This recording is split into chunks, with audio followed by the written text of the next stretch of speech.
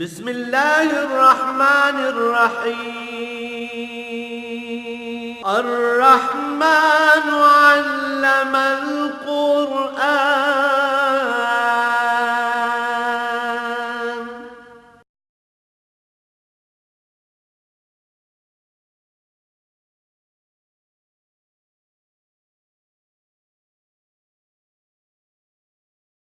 الحمد للہ رب العالمین والصلاة والسلام علی حبیبہ محمد وآلہ وصحبہ اجمعین۔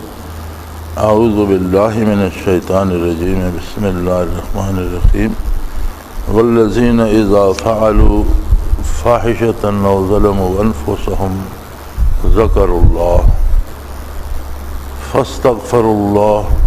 فاستغفروا لذنوبهم ومن یغفر الذنوب الا اللہ ولم يصروا على ما فعلوا وهم يعلمون اولئک جزاؤهم مغفرة من ربهم وجنات تجری من تحتها الانہار خالدین فیها ونعم اجر العاملین۔ قد خلت من قبلكم سنن فسیروا فی الارض فانظروا کیف کان عاقبۃ المکذبین۔ ھذا بیان للناس وہدی وموعظۃ للمتقین۔ اللہم سبحانک لا علم لنا الا ما علمتنا انک انت العلیم الحکیم۔ مولایا صلی وسلم دائما ابدا علی حبیبک خیر الخلق کلہم۔ والذین اذا فعلوا فاحشۃ او ظلموا انفسهم۔ انسان فرشتہ نہیں ہو سکتا۔ دنیا اور دنیاوی ضرورتیں، انسانی نفس اور اس کی خواہشات، پھر انسان کی بھول چوک، بے شمار وسائل بن جاتے ہیں انسان کے خطا کرنے کے۔ اور اللہ کریم نے بھی یہ شرط عائد نہیں کی کہ انسان فرشتہ بن جائے۔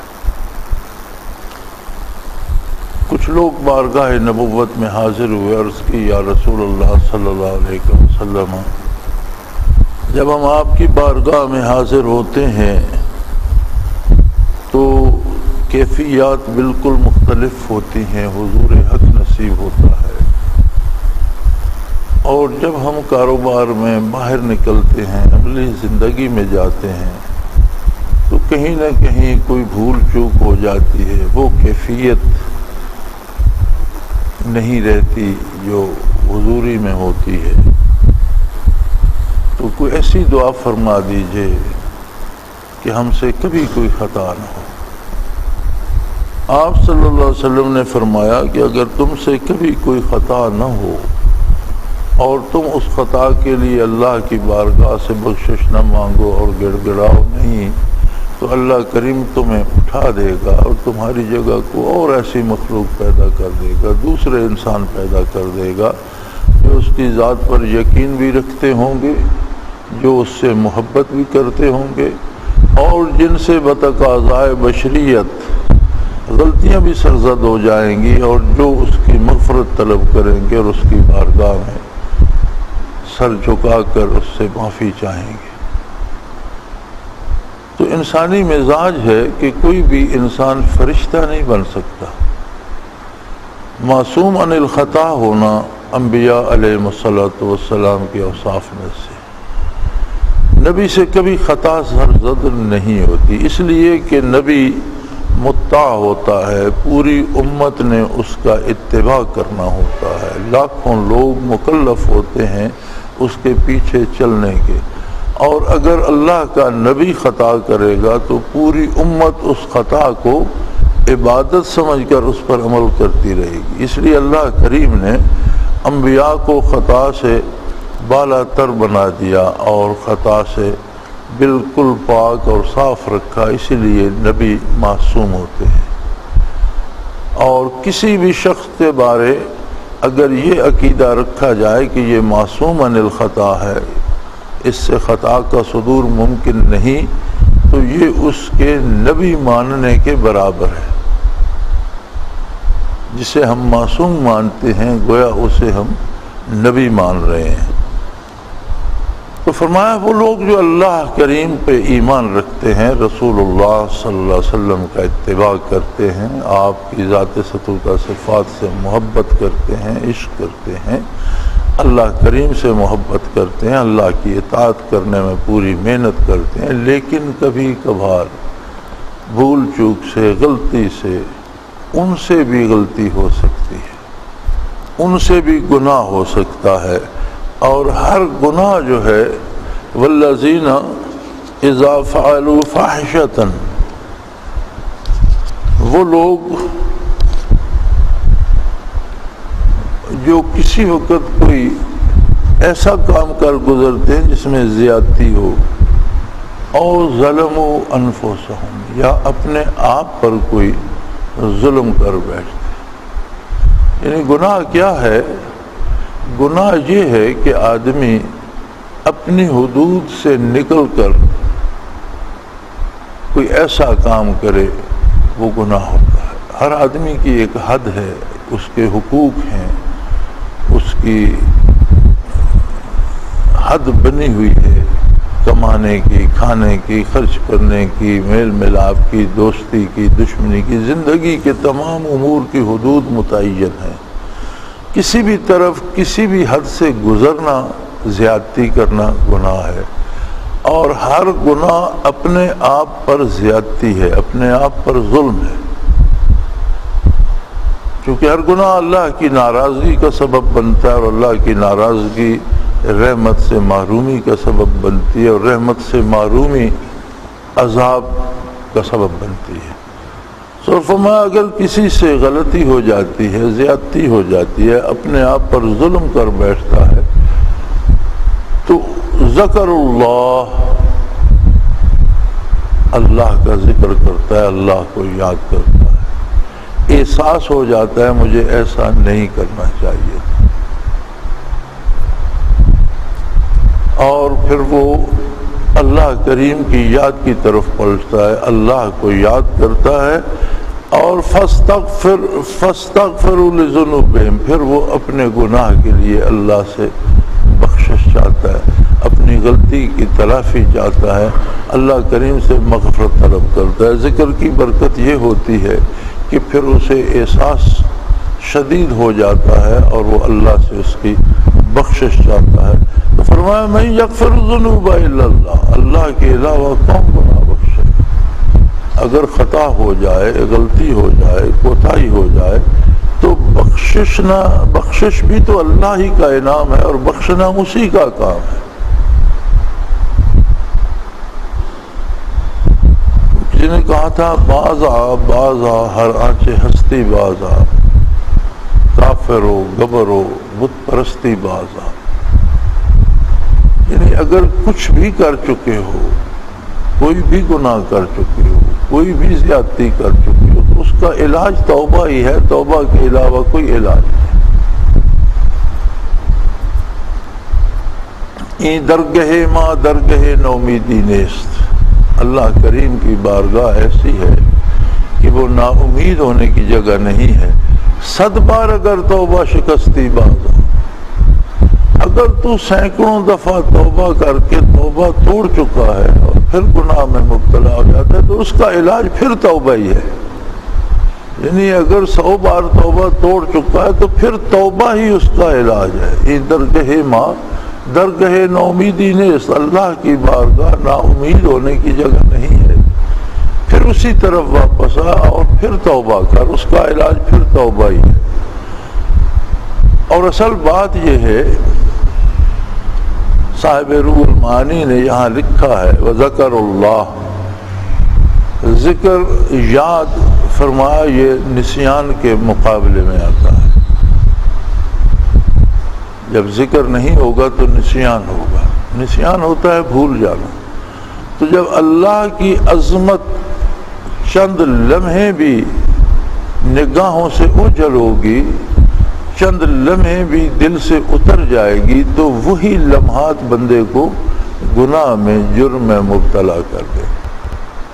اب اس کا علاج یہ ہے کہ پھر اس عظمت الہی کو دل میں لائے، پھر اللہ کی یاد کو دل میں لائے۔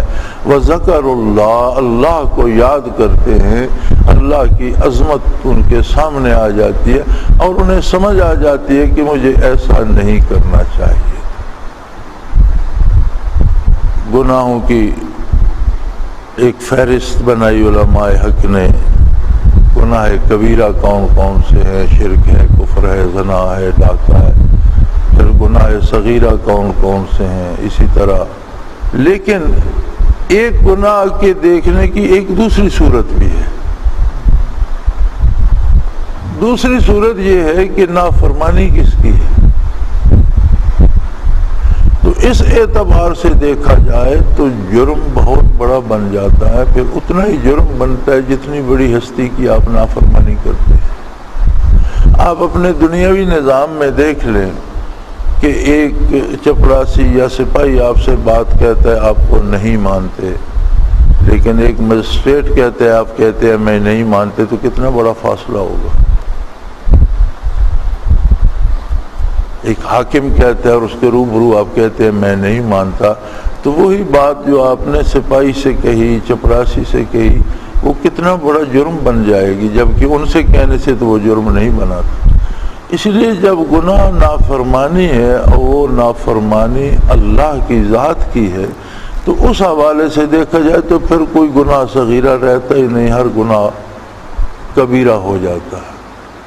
اور ہر گناہ کی دوا یہ ہے ذکر اللہ، اللہ کو یاد کرے، اللہ کی عظمت کو دل میں لائے، فاستغفروا لذنوبہم، اور اپنے گناہ کی معافی چاہے۔ ایسے لوگ جن سے کوتاہی ہو جاتی ہے، غلطی ہو جاتی ہے، انسان ہے، غصے میں آ کر کچھ کر گزرتا ہے، کبھی لالچ میں آ کر کچھ کر گزرتا ہے، کبھی خوف میں مبتلا ہو کر کچھ کر گزرتا ہے، اور وہ اسے نہ کرنا چاہیے تھا، اللہ پر بھروسہ کرنا چاہیے تھا، اللہ پر اعتماد ہونا چاہیے تھا، لیکن اگر ہو گیا، گناہ ہو گیا، تو اسے فوراً عظمت الہی کو دل میں لانا چاہیے، اللہ کی یاد کو دل میں لانا چاہیے، اور پھر اللہ سے معافی طلب کرنا چاہیے۔ وَمَن يَغْفِرُ الذُّنُوبَ إِلَّا اللَّهُ، تو اللہ کے علاوہ کون ہے جو بخشے گا؟ ہاں ایک اصول ہے وَلَمْ يُصِرُّوا عَلَى مَا فَعَلُوا وَهُمْ يَعْلَمُونَ، جب اسے سمجھ آ جائے کہ یہ جرم ہے تو اس پر اصرار نہ کرے، یعنی اسے عادت نہ بنا لے، پیشہ نہ بنا لے، اور اکڑ نہ جائے کہ میں تو ایسا ہی کروں گا، میں یہ کام نہیں چھوڑوں گا، میں یہ جرم ضرور کروں گا۔ اگر اس طرح سے اکڑ جائے تو جرم کی نوعیت بدل جاتی ہے۔ آدم علیہ نبینا علیہ الصلوۃ والسلام سے خطا ہوئی، اور جیسے انہوں نے وہ ممنوع شجر کا پھل کھایا تو اللہ کریم کی طرف سے ارشاد ہوا کہ اس سے تو ہم نے آپ کو منع کیا تھا، اور یہ بھی بتایا تھا کہ شیطان آپ سے دھوکہ کرے گا اور آپ کو بہلا پھسلا کر کھانے پہ مجبور کرے گا۔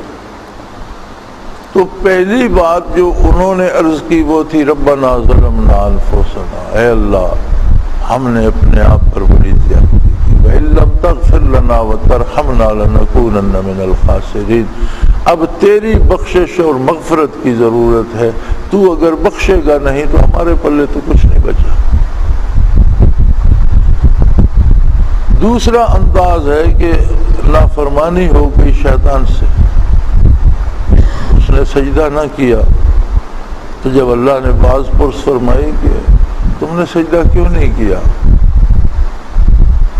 تو وہ اکڑ گیا اور دلائل دینے لگا کہ میں نے نہیں کیا تو میں نے ٹھیک کیا ہے، انا خیر منہ، میں اس سے بہتر ہوں، خلقتنی من نار وخلقتہ من طین، مجھے آپ نے آگ سے بنایا، آگ بہت بلند و بالا چیز ہے، اور یہ تو کیچڑ مٹی سے آپ نے بنایا، مٹی کا آگ کے مقابلے میں میں اس کو کیوں سجدہ کروں؟ اور پھر کہنے لگا کہ جس طرح تو نے مجھے گمراہ کر دیا ہے، یعنی تو نے مجھ سے یہ گناہ کروایا ہے، اگر تو چاہتا تو میں کیوں کرتا؟ اللہ کریم نے اسے ہمیشہ کے لیے راندہ درگاہ قرار دے دی، مردود ہو گیا۔ یعنی اپنی جو جرم تھا اپنی جو غلطی تھی اسے تسلیم نہیں کیا، اس پر اکڑ گیا اور اس کے جواز میں دلائل دینے لگ گیا، اور بالآخر کہنے لگا کہ تو قادر ہے، اگر تو چاہتا تو میں سجدہ کرتا، تو نے مجھے سجدہ نہیں کرنے دیا، مجھ سے یہ گناہ تو نے کروایا۔ اب بھی ایسے لوگ ہیں، اب بھی لوگوں کے منہ سے یہ نکلتا ہے کہ جی اللہ چاہتا تو ہم ایسا کیوں کرتے، اگر ہم نے ایسا کیا ہے تو اللہ ہی کی مرضی ہے، تقدیر ہی ایسی تھی۔ اور یہ تو ایک عام رواج ہے، کوئی قتل کر دے، کوئی ڈاکہ ڈال لے، کوئی کسی کی عزت، کہتے ہیں بس اس کا لکھا ہی ایسا ہوگا، چلو۔ یعنی اپنا جرم ماننے کی بجائے اس گناہ کو بھی اللہ کے ذمہ لگا دیتے ہیں کہ یہ اللہ نے کروایا ہم سے، حالانکہ اللہ تو اس سے اللہ کا رسول اس سے روک رہا ہے صلی اللہ علیہ وسلم۔ تو گناہ میں غلطی کے ہو جانے میں یہ ممکن ہے کہ کسی سے بھی ہو سکتی ہے۔ اللہ کے بندے، صحابہ کرام، اولیاء اللہ، علماء حق محفوظ ہوتے ہیں، اللہ ان کی گناہ سے حفاظت فرماتا ہے، لیکن معصوم نہیں ہوتے۔ معصوم صرف نبی ہوتا ہے، غیر نبی صحابہ کرام سے لے کر بزرگان دین تک نیک لوگ محفوظ ہوتے ہیں، حفاظت الہیہ حاصل ہوتی ہے اور گناہ سے اللہ انہیں محفوظ رکھتا ہے، لیکن کسی بھی بڑے سے بڑے سے خطا ہو سکتی ہے، عام آدمی سے بھی خطا ہو سکتی ہے۔ تو خطا کا علاج یہ ہے کہ پہلی بات تو یہ کہ جب اسے احساس ہو یہ خطا ہے تو اسے اپنی طرف منسوب کرے کہ یہ زیادتی میں نے کی ہے اور آئندہ اللہ کی توفیق سے ایسا نہیں کروں گا، اللہ مجھے اس سے بچائے۔ یہ اللہ یسروا علی ما فعلوا، جو غلطی ہو گئی اس پر اصرار نہ کرے، اسے پیشہ نہ بنا لے، اس کے حق میں دلیلیں دینا نہ شروع کر دے، بلکہ نادم ہو کہ مجھ سے یہ زیادتی ہوئی اور اللہ سے مغفرت چاہیں تو اللہ کریم کے علاوہ بخشنے والا کون ہے؟ اس کی مغفرت بہت وسیع ہے۔ نبی کریم صلی اللہ علیہ وسلم نے فرمایا کہ کوئی زمین و آسمان کے درمیان کو گناہوں سے بھر دے تو وہ اللہ کی رحمت کو عاجز نہیں کر سکتا، قرآن واحد میں سب معاف کر سکتا ہے اور اس کی رحمت اس سے وسیع تر ہے، لیکن مغفرت کے لیے اپنا جرم تسلیم کرے، اپنی غلطی تسلیم کرے کہ یہ غلطی مجھ سے ہوئی، میں نے زیادتی کی، اپنے آپ پر ظلم کیا، اور آئندہ اے اللہ مجھے توفیق دے، میں انشاءاللہ العزیز تو نے چاہا تو آئندہ یہ جرم نہیں دہراؤں گا، تو اللہ کریم معاف فرما دیتے ہیں۔ اولئک جزاؤہم مغفرۃ من ربہم، ایسے لوگوں کا اجر اللہ کی طرف سے بخشش ہے، اور جب بخشش ملتی ہے تو وہ جنت کے مستحق ہو جاتے ہیں، ان کا اجر ہے وجنات تجری من تحتها الانہار، اللہ کے وہ باغ جن میں دوام ہے، ہمیشگی ہے، راحت ہے، اور دکھ اور تکلیف نام کی کوئی چیز نہیں، مشقت نام کی کوئی چیز نہیں، پریشانی نام کی کوئی شے نہیں، جن میں موت بھی نہیں، ہمیشہ ہمیشہ کی زندگی ہے، نہریں ان کے تابع بہتی ہیں، خالدین فیہا، اور وہ باغ بھی ہمیشہ رہنے والے ہیں، اور جو ان میں جن کو بسایا جائے گا وہ بھی ان میں ہمیشہ ہمیشہ رہیں گے۔ وَنِعْمَ أَجْرُ الْعَامِلِينَ، اچھے کام کرنے والوں کو، نیک عمل کرنے والوں کو کتنے خوبصورت انعامات دیے جائیں گے، کتنا اچھا بدلہ دیا جائے گا۔ یعنی اتنا آدمی جو کام کرتا ہے وہ اپنی حیثیت، اپنی جرت، اپنی قوت کے مطابق کرتا ہے، نیکی کرتا ہے اپنی حیثیت کے مطابق کرتا ہے، عبادت کرتا ہے اپنی حیثیت کے مطابق کرتا ہے، اس میں کتنا خلوص، کتنا خشوع و خضوع، اس میں کتنی گہرائی و گہرائی ہے، یہ ہر انسان کی الگ ہوتی ہے۔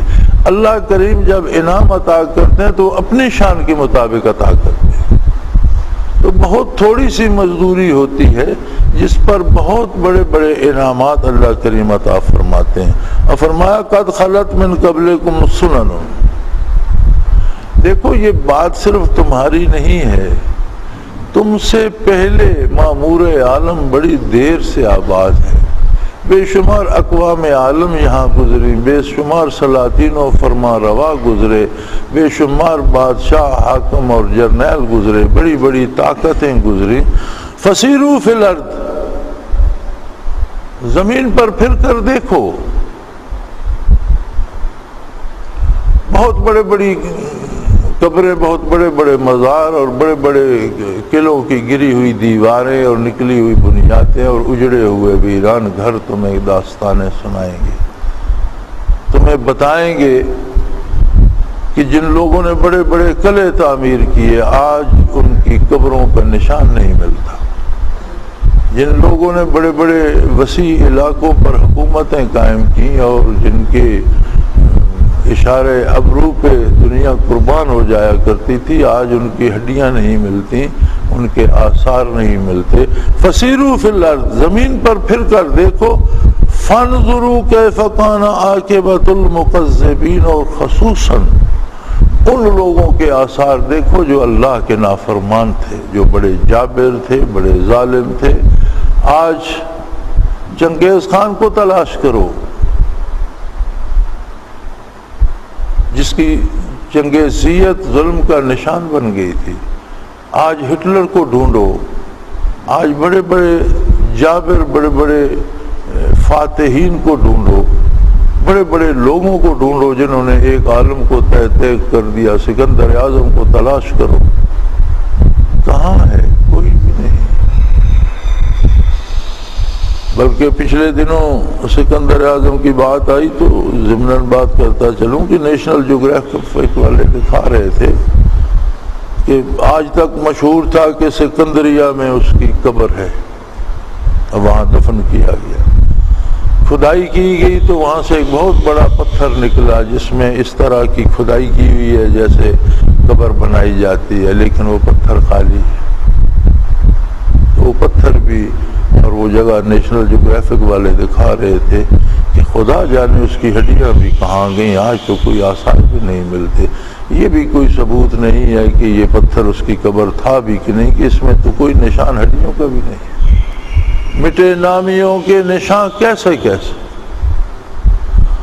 فرمایا تم ہی نہیں آئے، معمور عالم بڑی دنیا سے آباد ہے، قد خلت من قبلکم سنن، تم سے پہلے کتنے لوگ گزر چکے، کتنی آبادیاں بس کر اجڑ چکی، کتنی حکومتیں بن کر بگڑ چکی، کتنے جابر، کتنے طاقتور، کتنے بڑے بڑے لوگ موت کی نظر ہو گئے۔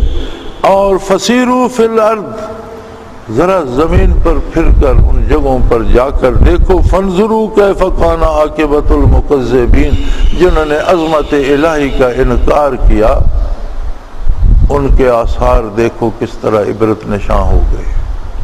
آج ان کی عظمتیں کہاں ہیں؟ آج تو فرعون قاہرہ کے عجائب گھر میں پڑا ہے، کیوں نہیں بولتا، کیوں نہیں اٹھتا، کیوں نہیں حکم دیتا؟ کہاں ہے خدم و حشم؟ کہاں ہے اس کے وہ جادوگر؟ کہاں ہے اس کی وہ فوجیں اور طاقت؟ کہاں ہے اس کے وہ خزانے؟ کہاں ہے وہ چوبدار اور وہ اس کے خدام کی فوج؟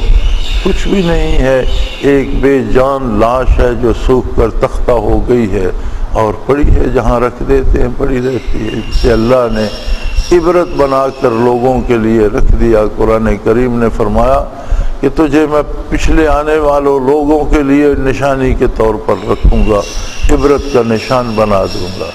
وہ جو کبھی کہتا تھا میرے سوا کسی دوسرے خدا کا اور دوسرے معبود کا کوئی تصور نہیں ہے، میں ہی معبود خلائق ہوں، کہاں ہے اس کی وہ کرو فر؟ کہاں گئے وہ لو لشکر؟ فرمایا زمین پر پھر کر کو تو دیکھو کہ مکذبین اور انکار کرنے والوں کا کیا حشر ہوا۔ ھذا بیان للناس وہدی وموعظۃ للمتقین، قرآن کریم ایک مفصل بیان بھی ہے جس میں عقلی دلائل بھی ہیں اور نقلی دلائل بھی ہیں۔ نقل بھی بیان فرماتا ہے، گزشتہ اقوام عالم کو بطور مثال بھی پیش فرماتا ہے، پہلی کتابوں کے حوالے بھی دیتا ہے انسانوں کی زندگیوں کو یعنی نقلی ثبوت بھی فراہم کرتا ہے اور عقلی دلائل بھی دیتا ہے، اور اس کا ہر حکم انسانی شعور اور عقل کے مطابق ہے، اور یہ نصیحت ہے ان لوگوں کے لیے جو اللہ سے اپنا تعلق استوار کر لیتے ہیں۔ دیکھیں، راستے کو جاننا اور راستے کو قطع کرنا دو کام ہوتے ہیں۔ ایک آدمی یہاں بیٹھ کر وہ دیکھتا ہے جی وہ وہاں تک راستہ جاتا ہے، تو راستے کو تو جانا اس نے۔ ایک آدمی چل پڑتا ہے اس راستے پر، اب منزل پر وہ پہنچے گا جو اس راستے پر چل پڑا ہے۔ جو یہاں بیٹھ کر آپ اس کو بتاتے رہیں گے راستہ بڑا ہموار ہے، اس میں راستے میں سایہ دار درخت بھی ہیں، اس میں چشمے بھی ہیں، پانی بھی ہیں، راستے میں سواری بھی مل جاتی ہے، کھانا بھی ملتا ہے، بڑا آرام سے آدمی منزل پر پہنچ سکتا ہے، لیکن وہ اس پر سفر شروع نہ کرے۔ تو ھذا بیان للناس، یہ لوگوں کے لیے بیان ہے کہ لوگوں کو راستے کے سارے نشیب و فراز بتا دیتا ہے، بتاتا ہے یہ راستہ کیسا ہے، یہ کہاں جاتا ہے، اس میں کتنی لذت ہے، کتنی شیرینی ہے، کتنا آرام ہے، کتنی سہولتیں ہیں، اور کس کس طرح سے باعزت طریقے سے اگر وہ احترام سے آرام سے سواری مل جاتی ہے، کھانا پینا ملتا ہے، اور نتیجتاً آدمی منزل کو بھی پا لیتا ہے۔ ھذا بیان للناس، یہاں تک یہ ساری اولاد آدم کے لیے ہے یہ قرآن کریم، صرف ایک بندے کو نہیں بتاتا، ساری انسانیت کو بتاتا ہے۔ وَهُدًى وَمَوْعِظَةً، اور ہدایت اور نصیحت ہے، یعنی رہبر ہے، یہ ہے رہنمائی۔ یہاں بیٹھے آدمی کو سارا بتا دینا یہ رہنمائی ہے، اور جو چل پڑے اس کا ہاتھ پکڑ کر چلا دینا یہ راہبری ہے۔ ہدم و موعظتاً، اور یہ راہبری کا بھی فریضہ انجام دیتا ہے اور بہت خوبصورت دیتا ہے ان لوگوں کے لیے جو اس جادے مستقیم پہ گامزن ہو جاتے ہیں۔ وہ کون ہیں؟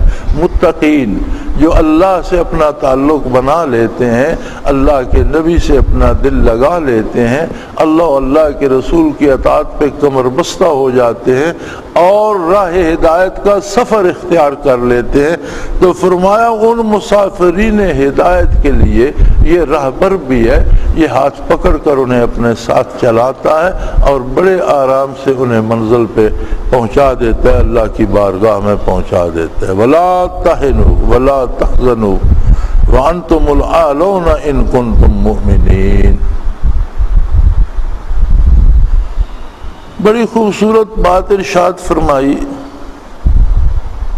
اور قرآن حکیم اپنے نزول سے قیامت تک کے لیے اللہ کی کتاب ہے اور اللہ اس کا محافظ ہے، اور 14 صدیاں اس بات پہ گواہ ہیں کہ کوئی ایک زیر زبر، کوئی ایک نقطہ نہ اس سے کوئی مٹا سکا، نہ اس میں کوئی بڑھا سکا۔ یہ بجائے خود ایک بہت بڑا معجزہ ہے کہ 14 صدیوں کی طویل مسافت کوئی ایک زیر و زبر یا کوئی ایک نقطہ اس سے گھٹا بڑھا نہیں سکی، اس میں کوئی تبدیلی نہیں کر سکی۔ تو فرمایا وَلَا تَهِنُوا، ہمت نہ ہارو، تھکو نہیں۔ انسانی زندگی ہے، اس میں مشکلات بھی آتی ہیں، مصیبتیں بھی آتی ہیں۔ دراصل یہ قصہ چل رہا تھا غزوہ احد کے بعد کا، تو غزوہ احد میں مسلمانوں پہ بھی بہت دباؤ پڑا، 70 مسلمان شہید ہوئے، اور تقریباً سارا ہی لشکر اسلامی الا ماشاءاللہ کچھ چند لوگ بچ گئے ہوں، تو زخمی تقریباً سارے تھے۔ خود حضور سرور کائنات صلی اللہ علیہ وآلہ وسلم بھی زخمی ہوئے، تو زخم بھی لگے، بہت سے اکابر صحابہ شہید ہوئے، تو مشکل تو بہت تھی، لیکن فرمایا وَلَا تَهِنُوا،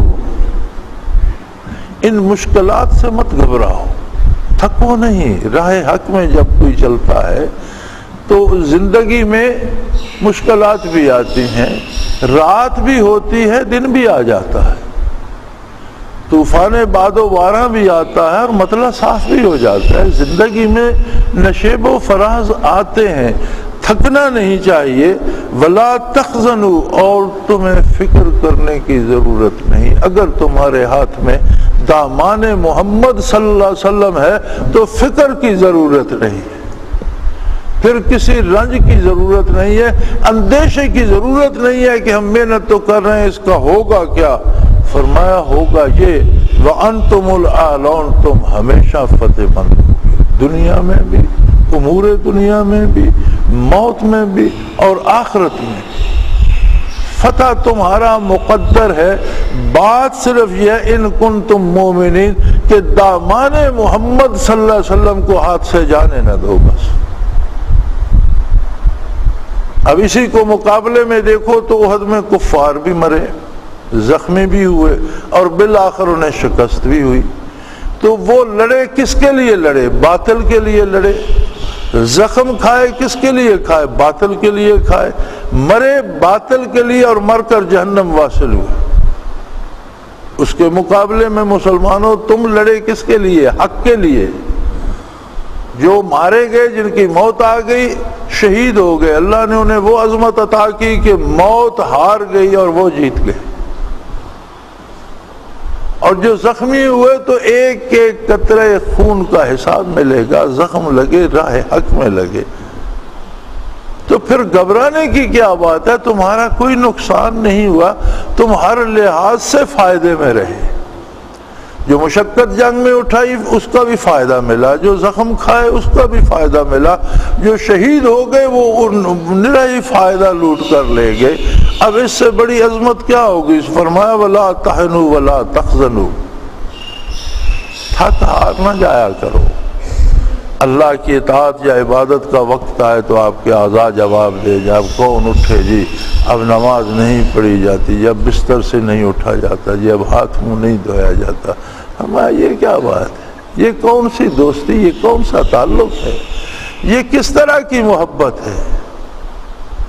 صاحب روح المعانی نے یہاں محبت کو ڈسکرائب کیا ہے، اس کی تعیین کی ہے کہ محبت کیا ہوتی ہے۔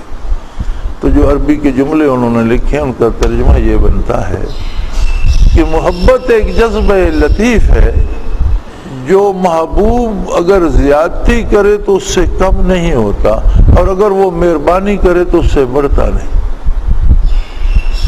یعنی اگر محبوب لطف و کرم کرے تو اس کا کرم ہے، اور اگر وہ زیادتی کرے تو یہ اس کی مرضی ہے، لیکن محبت ایسا جذبہ لطیف ہے کہ وہ محبوب کی زیادتی کرنے سے کم نہیں ہوتا اور اس کے مہربانیاں کرنے سے بڑھتا نہیں، وہ اپنی جگہ قائم رہتا ہے اور بندے کو اپنے محبوب کا مطیع اور تابع دار بنائے رکھتا۔ اور اگر محبت زیادتی کرنے سے گھٹتی ہے یا کچھ ملے اس سے بڑھتی ہے تو وہ محبت نہیں، وہ تجارت ہے، وہ سوداگری ہے کہ کچھ ملے تو بندہ آگے آگے بڑھتا رہے۔ یہ محبت تو لوگوں کو حکمرانوں سے ہوتی ہے۔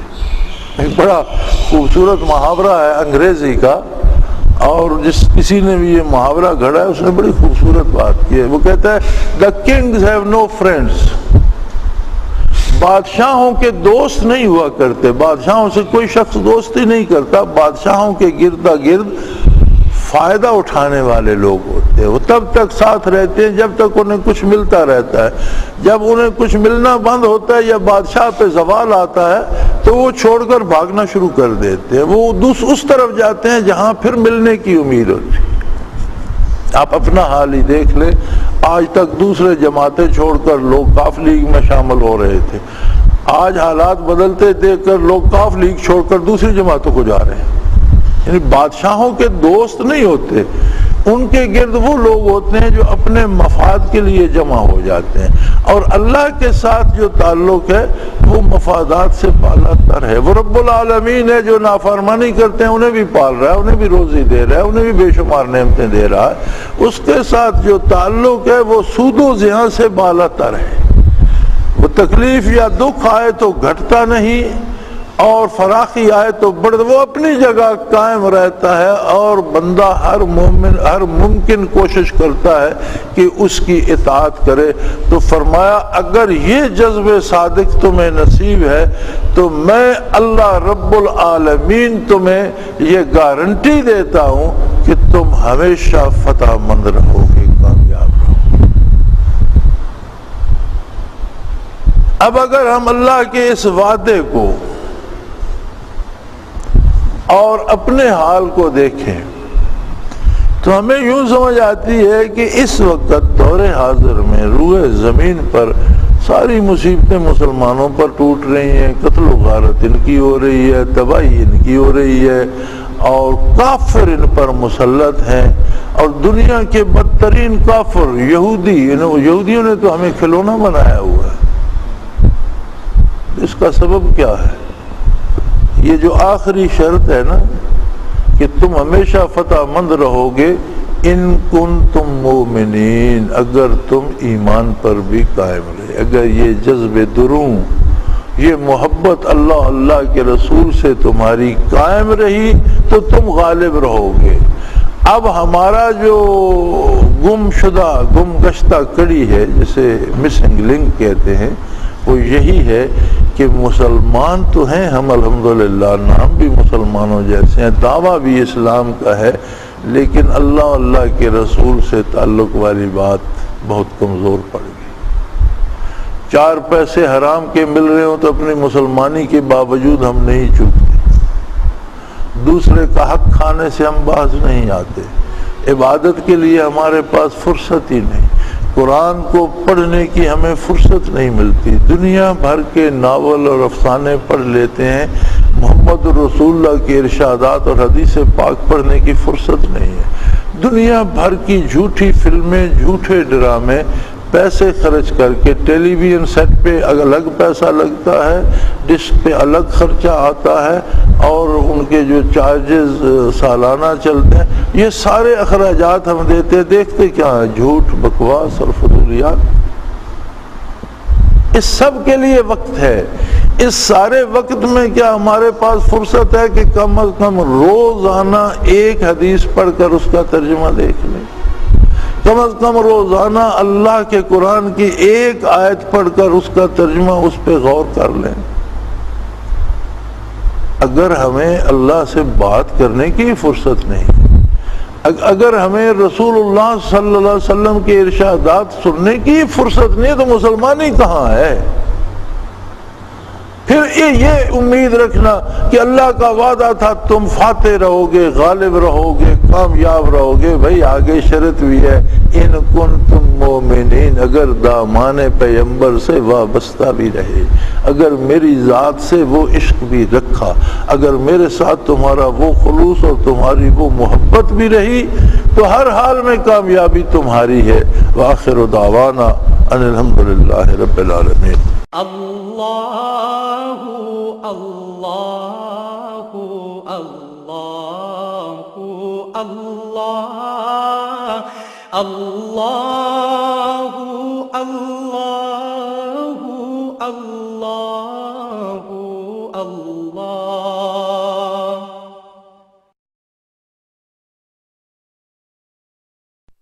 حضرت امیر محمد اکرم آوان مد ذلہ العالی دارالعرفان منارہ ضلع چکوال میں سالہ سال سے قرآن و حدیث کے اوپر خطابات کر رہے ہیں اور سلسلہ نقشبندیہ اویسیہ کے مطابق لوگوں کو ذکر الہی کی تربیت دے رہے ہیں۔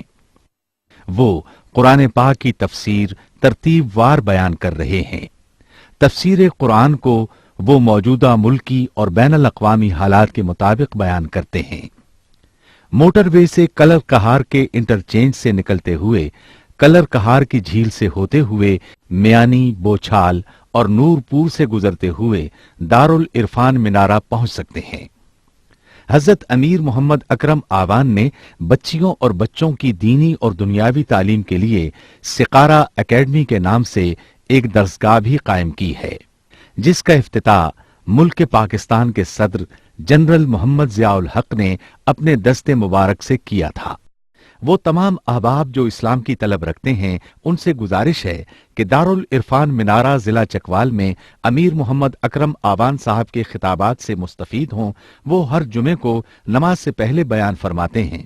ہر ماہ کی پہلی اتوار کو ماہانہ اجتماع ہوتا ہے جس میں آپ خصوصی خطاب فرماتے ہیں اور پاکستان کے چاروں صوبوں سے احباب اس اجتماع میں شرکت کرتے ہیں۔ اس کے علاوہ یہاں سال میں 2 مرکزی اجتماعات بھی ہوتے ہیں، ایک رمضان المبارک میں اعتکاف کا اجتماع اور دوسرا جولائی اور اگست میں 40 دن کا اجتماع ہوتا ہے جس میں روحانی تربیت کی جاتی ہے۔ اپنا خون ایماب دے کر اتنا ہم کر جائیں گے، نام آقا کا چمن میں پھر رقم کر جائیں گے۔